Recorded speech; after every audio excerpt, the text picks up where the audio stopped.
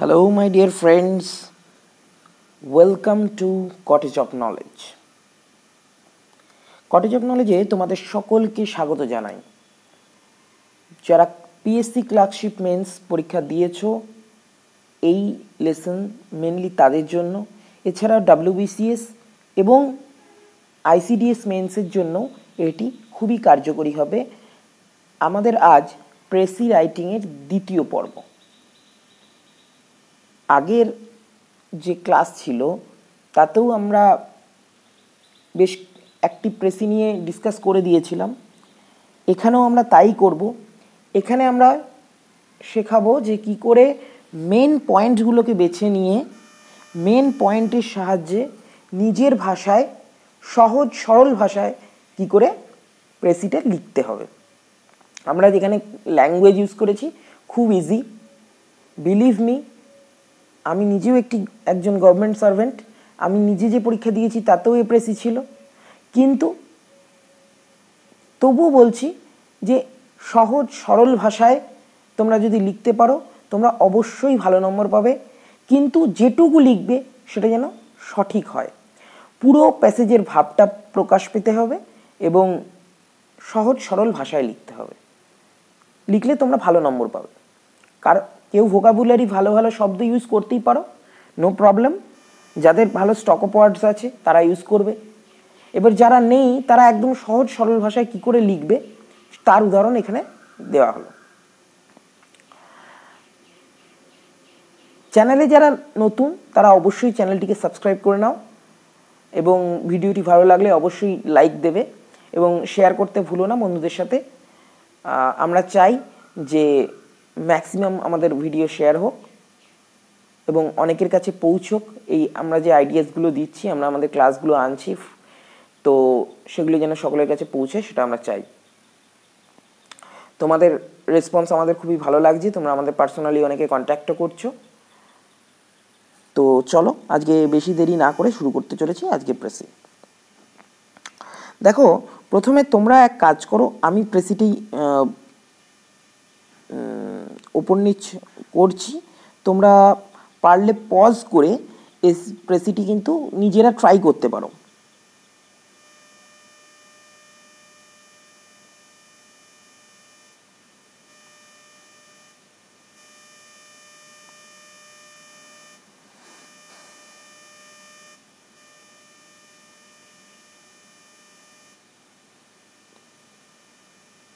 দেখে নাও একটু,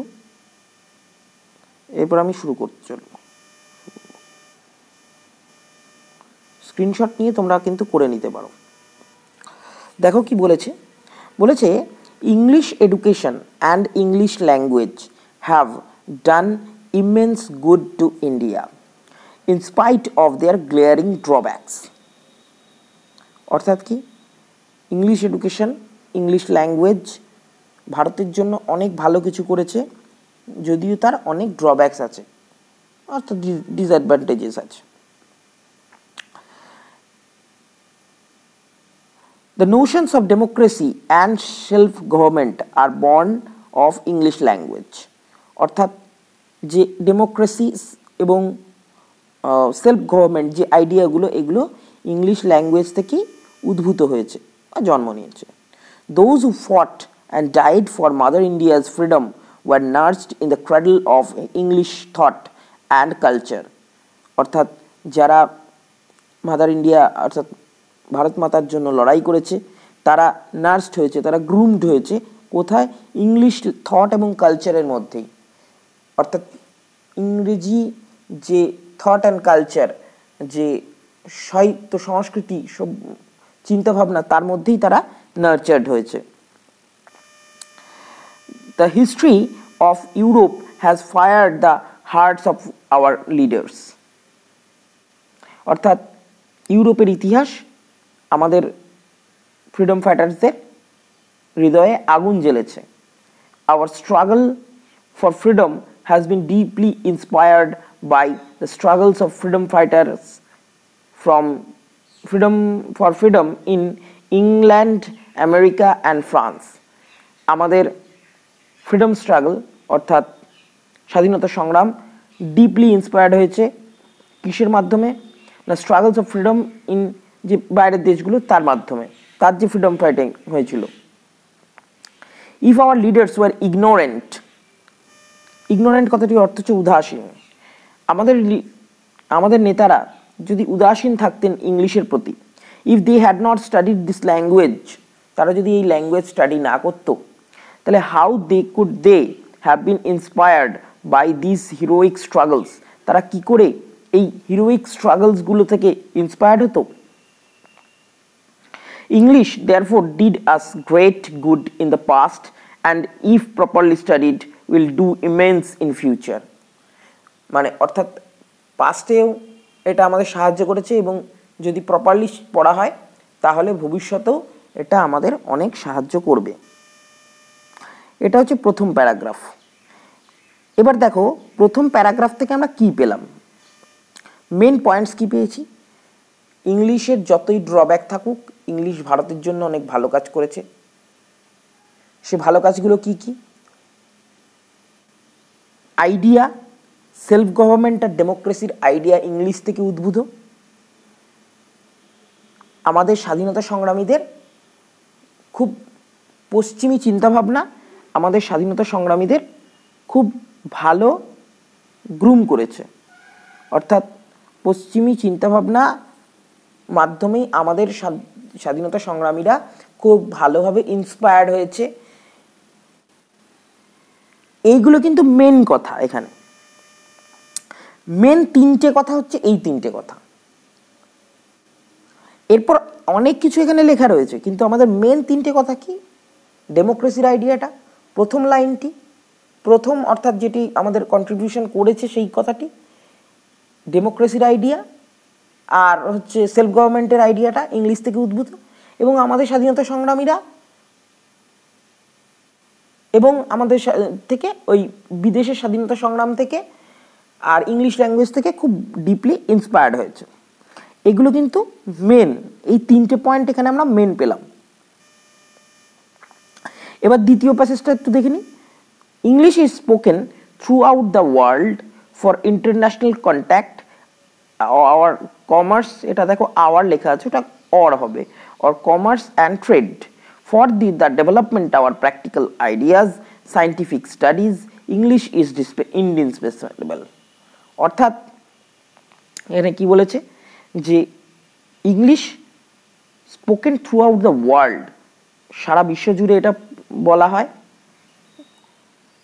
এই ইংলিশ চর্চা করা হয়, অর্থাৎ ইংলিশে কথা বলা হয় সারা বিশ্ব জুড়ে। For international contact, commerce, trade, practical ideas, scientific development, সব কিছুই ইংলিশ ছাড়া অসম্পূর্ণ, এই কথাটি এখানে বলা হয়েছে। English is very rich in literature, our own literature has been made richer by this foreign language, it will real, অর্থাৎ আমাদের ইংলিশ খুব একটা এনরিচড ল্যাঙ্গুয়েজ, সেটা এখানে বলা হচ্ছে। এবং বলছে যে আমাদের নিজেদের যে সাহিত্য সেটা ইংরেজির দ্বারা অনেক বেশি আরও রিচার হয়েছে, সমৃদ্ধ হয়েছে।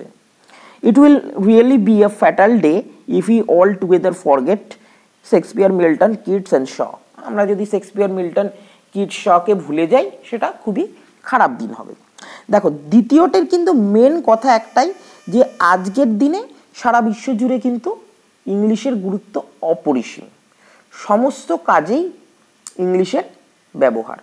অর্থাৎ প্রথম প্যাসেজ থেকে আমরা তিনটে পয়েন্ট পেয়েছি, আর দ্বিতীয় প্যাসেজ থেকে আমরা একটি পয়েন্ট পেয়েছি, যে আজকের দিনে এটা খুব দরকার।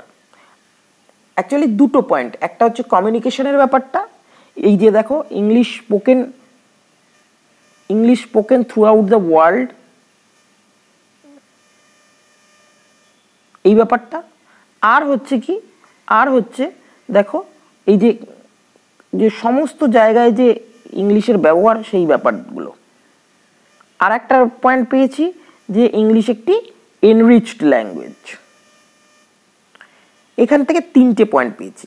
এখন এই তিনটে পয়েন্ট আর ওপরের তিনটে পয়েন্ট একটু ভাস্ট, তার গুরুত্বটা বেশি। নিচের তিনটে এবার এইগুলোকে সম্পৃক্ত করে মানে অর্থাৎ সব কটাকে নিয়ে একটা কম্প্যাক্ট রচনা তোমাকে লিখতে হবে এবং তোমরা সহজ সরল ভাষায় লিখবে কিন্তু সঠিক ভাষায়। দেখো প্রথমে বলেছিলাম একটা টাইটেল দিতে হবে, তো এখান থেকে সহজ টাইটেল একদম বোঝাই যাচ্ছে যে এখানে ইংলিশের গুরুত্ব সম্পর্কে বলা হচ্ছে, তাই আমরা এই টাইটেল অনায়াসে দিতে পারি ইম্পর্টেন্স অফ ইংলিশ এডুকেশন। দেখো আমরা কি বলছি, আমরা বলছি ডেসপাইট ট্রিমেন্ডাস ডিফেক্টস, ডেসপাইট ওখানে দেখো ইনস্পাইট কথাটা বলা হয়েছিল, আমরা এটাকে চেঞ্জ করব, আমরা নিজেদের ভাষা ইউজ করব। Despite tremendous defects English language and English education have great contribution to India. ওখানে কি বলেছিল যে ইমেন্স গুড টু ইন্ডিয়া, সেটাকে আমরা চেঞ্জ করে নিজের ভাষায় কি করে, আমি এখানে বলেছিলাম বারবার যে নিজের ভাষাটা ইউজ করতে হবে। এক্সামিনার এইটা চেক করবে যে তুমি ওখান থেকে তুলছো, সে ভাষা সহজ হোক কিন্তু তুমি যেন তোমার নিজের ভাষায় লেখো, সহজ সরল ভাষা হোক কিন্তু নিজের ভাষায় লেখো। নিজের ভাষায় লেখাটা ইম্পর্টেন্ট, একজন এক্সামিনার কিন্তু এই ব্যাপারটি করেন যে তুমি নিজের ভাষায় ইউজ করছো কিনা। দেখো এখানে আমরা সম্পূর্ণ ভাষাটাই কিন্তু চেঞ্জ করেছি। Despite tremendous defects English language and English education have great contribution to India. এখানে দেখো এরপর দেখো কি আছে,